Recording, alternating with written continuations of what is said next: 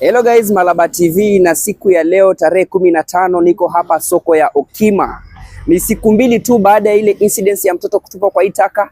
Unaona shughuli inaendelea vizuri sana. Jana tarehe 14 shughuli ya kutoa uchafu ya Juju ilifanyika. Sasa leo siku ya pili wanatoa uchafu na grader, tractor iko, roli hiko ya kutoa uchafu. Shughuli inaendelea huku, wanataka watoe hizi uchafu yote ikuwe flat. Mazeni Bulanda, hii soko ya Okima ni 1.5 acres.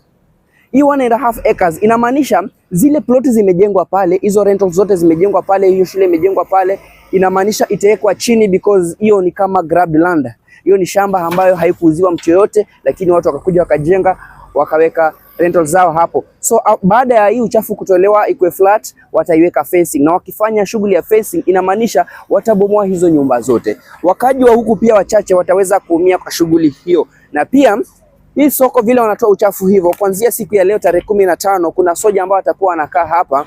Mtu akipatikana kitupa uchafu ama taka hapa, faini ya shilingi 10,000 na ataweza kushikwa, kwa sababu wao ndio watakuwa wa kwanza kuchafua area hii, na ni shughuli ambayo imegharimu serikali takriban pesa kiasi tu nzuri ya kufanya shughuli hii iendelee. So hii soko inatengenezwa kuanzia jana, na baada ya hii shughuli kuisha, mimi nitawapeleka through hizo process yote. Niliwaambia Malaba TV got you covered na story yote ya town.